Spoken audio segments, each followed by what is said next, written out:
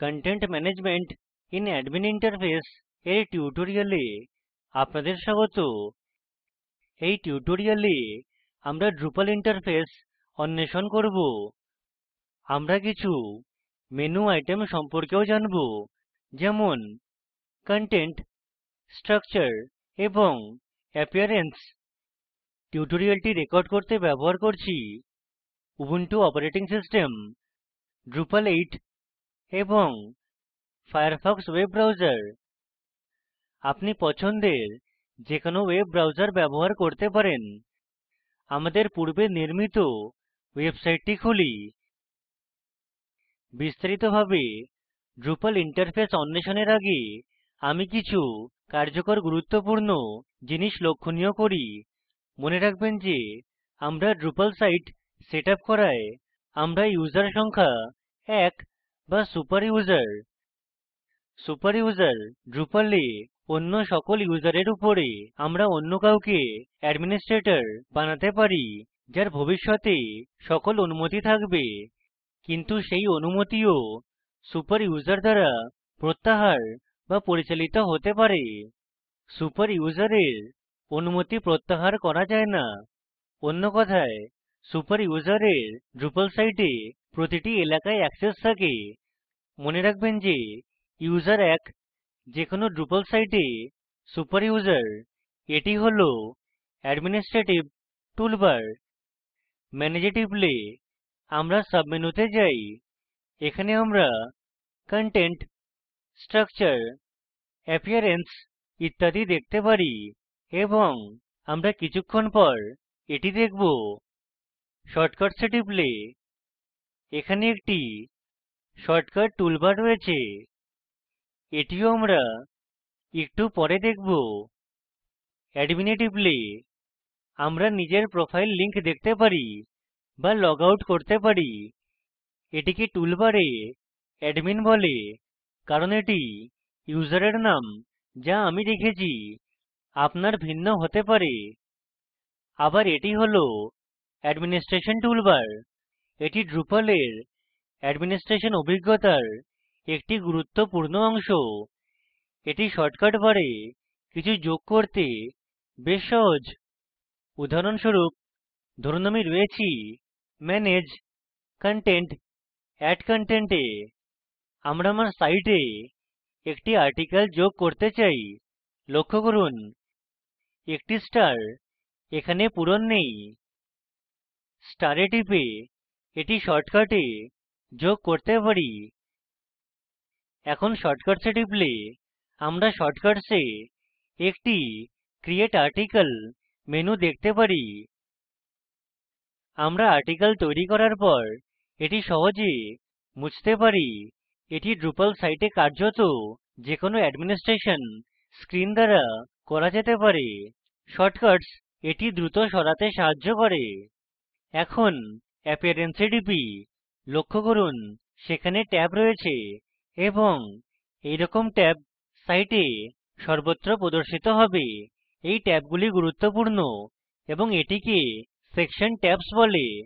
আমরা যেই বিভাগেই কাজ করি না কেন তারা যে কোনো বিভাগ দেখতে পারে। কখনো কখনো এই বিভাগের সব বিভাগ থাকে, যেমনকি আপনি এখানে দেখছেন।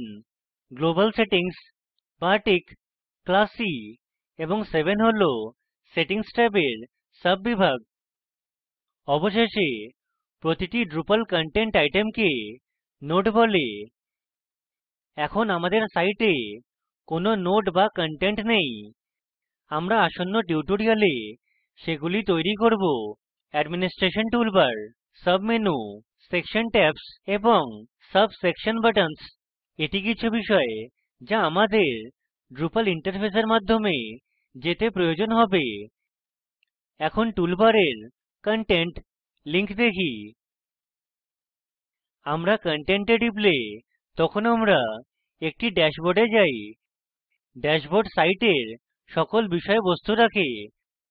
আমরা পাবলিশড বা আনপাবলিশড দ্বারা ফিল্টার করতে পারি, কন্টেন্ট টাইপ দ্বারা ফিল্টার করতে পারি বা যে কোনো টাইটেল এবং ভাষা চয়ন করতে পারি।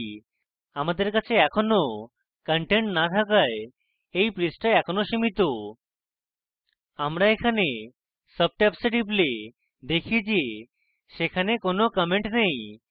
files শব্দে টিপলে আমরা সকল ফাইলের তালিকা পাবো যা এখন পর্যন্ত আপলোড করা হয়েছে। এটি একটি ইমেজ বা কোনো ফাইল হতে পারে। আমরা এটি পরে শিখব। add content এ টিপি এবং হোম পেজে একটি ওয়েলকাম আর্টিকেল যোগ করুন। আর্টিকেলে টিপুন, লিখুন ওয়েলকাম টু drupalville। আমাদের সাইটের নাম drupalville এবং এটি drupal সম্পর্কে সকল ধরনের তথ্য দিচ্ছে। বডিতে আমরা লিখব welcome to our site, we are so glad you stopped by। এখন আমরা সকল ফীল্ডে যাব না, আমরা এটি পরের টিউটোরিয়ালে দেখব। কিন্তু ট্যাগসে আমরা লিখব ওয়েলকাম drupal। এটি সকল আর্টিকেলের তালিকায় লিঙ্ক বানাবে যা আমরা এই ট্যাগে দিয়েছি। আমরা এখানে ইমেজ আপলোড করতে পারি। আমি ইতিমধ্যে আমার মেশিনে drupal 8 এর লোগো ডাউনলোড এবং সংরক্ষণ করেছি। আপনার সুবিধার জন্য drupal 8 এর লোগো এই টিউটোরিয়ালের ওয়েব পেজে code files লিঙ্কে দেওয়া হয়েছে। এটি ডাউনলোড করে ব্যবহার করুন। ব্রাউজে টিপে সংরক্ষিত ইমেজ সনাক্ত করুন। লক্ষ্য করুন যে আমার আপলোড করার সাথে drupal দরকারী এর একটি অল্টারনেটিভ টেক্সট জিজ্ঞাসা করে। ছোট লাল তারকা চিহ্ন ইঙ্গিত করে যে এটি বাধ্যতামূলক। অল্টারনেটিভ টেক্সট যা স্ক্রিন রিডার দেখতে পারে এবং অন্ধ লোক শুনতে পারে, এবং এটি আমাদের সাইটে দেখলে গুগল এটি খুঁজে পায়। লিখুন this is the drupal 8 logo। এখন save and publish এ টিপুন।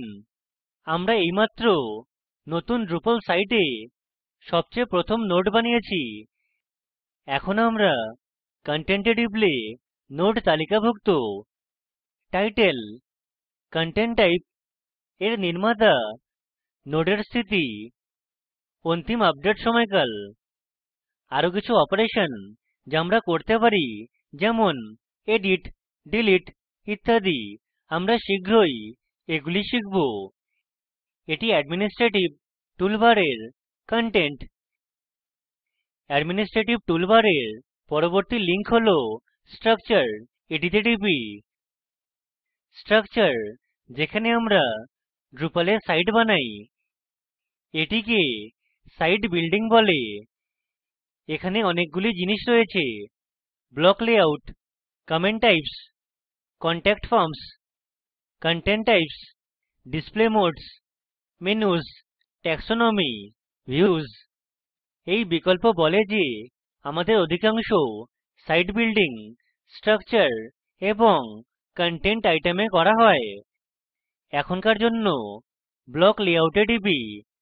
আমরা থিমের উপর ভিত্তি করে সাইটের বিভিন্ন এলাকায় ব্লক স্থাপন করতে পারি। আমরা পরে এটি আরো বিস্তারে দেখব। কাস্টম ব্লক লাইব্রেরি এতে টিপে একটি ওয়েলকাম ব্লক যোগ করি। অ্যাড কাস্টম ব্লক এতে টিপে এটিকে ওয়েলকাম টু drupalville বলি। বডিতে লিখুন ওয়েলকাম টু drupalville। এটি যেখানে আপনি drupal সম্পর্কে শিখবেন।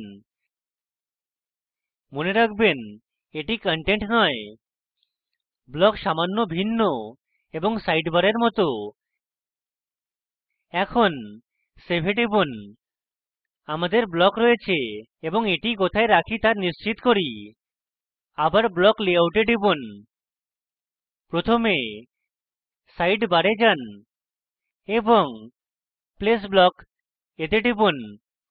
উপলব্ধ সকল ব্লকের একটি পপ আপ উইন্ডো যা drupal সাইটে রাখা হয়েছে প্রদর্শিত হয়। আমাদের নির্মিত কাস্টম ব্লক চিহ্নিত করুন, ওয়েলকাম টু drupalville, তারপর প্লেস ব্লকে টিপুন। এখানে কিছু সীমাবদ্ধতা রয়েছে যা আমরা অন্য টিউটোরিয়ালে দেখব। এখনকার জন্য সেভ ব্লকে টিপুন। আমরা হোম পেজে যাই, আমরা ওয়েলকাম টু ড্রুপালভিল দেখতে পারি। এটি হয়তো সেই অর্ডার বা সেই স্থানে নেই যেখানে আমরা এটি চাই, কিন্তু তা ঠিক আছে। এটি স্ট্রাকচার মেনু আইটেমে সাইট বিল্ডিং প্রক্রিয়ার অংশ। অ্যাডমিনিস্ট্রেশন টুলবারে পরবর্তী আইটেমে টিপি, যা হল অ্যাপিয়ারেন্স। এটি ড্রুপাল সাইটের জন্য উপলব্ধ সকল থিমের একটি ওভারভিউ দেয়। এটি আমাদের আপডেট যাচাই এবং গ্লোবাল সেটিংস করতে সক্ষম করে। এখন বারটিকের জন্য সেটিংসে টিপি। এটি যেখানে আমাদের চয়নিত থিমের উপর নির্ভর করে সাইটের বর্ণন পরিচালনা করতে পারবো। আমরা অন্য একটি চয়ন করে বারটিকের জন্য এখানে কালার স্কিম আপডেট করতে পারি বা নিজে আমাদের রং চয়ন করতে পারি। এটি একটি প্রিভিউ দেবে। আমরা আমাদের সাইটে এগুলির কিছুর প্রদর্শন টগলও করতে পারি। উপরে স্ক্রোল করে গ্লোবাল সেটিংসে টিপুন। এখানে সাইটের লোগো বদলাতে পারি, কাস্টম পাথ দিতে পারি, এমনকি একটি নতুন আপলোড করতে পারি। কি হবে যদি আমরা একটি নতুন আপলোড ছাড়াই সেভ এ টিপি? সাইটে ফিরে যান এবং আমরা দেখি যে লোগো চলে গেছে। এটিকে আবার ফিরিয়ে আনতে অ্যাপিয়ারেন্সে টিপুন, তারপর সেটিংস এবং global settings, use the default logo এতে টিপুন এবং সেভ কনফিগারেশন এ টিপুন। এখন আমাদের সাইটে যতগুলি পৃষ্ঠা হোক না কেন, আমাদের লোগো সকল পৃষ্ঠায় দেখাবে। এটি যেখানে অ্যাপিয়ারেন্স ট্যাবের নিচে ড্রুপাল সাইটের জন্য থিমস পরিচালনা করি। এর সাথেই আমরা টিউটোরিয়ালের শেষে চলে এসেছি। সংক্ষিপ্তকরণ করি, এই টিউটোরিয়ালে ড্রুপাল ইন্টারফেস নেভিগেট করা শিখেছি। আমরা মেনু আইটেম সম্পর্কেও শিখেছি, কন্টেন্ট, স্ট্রাকচার এবং অ্যাপিয়ারেন্স।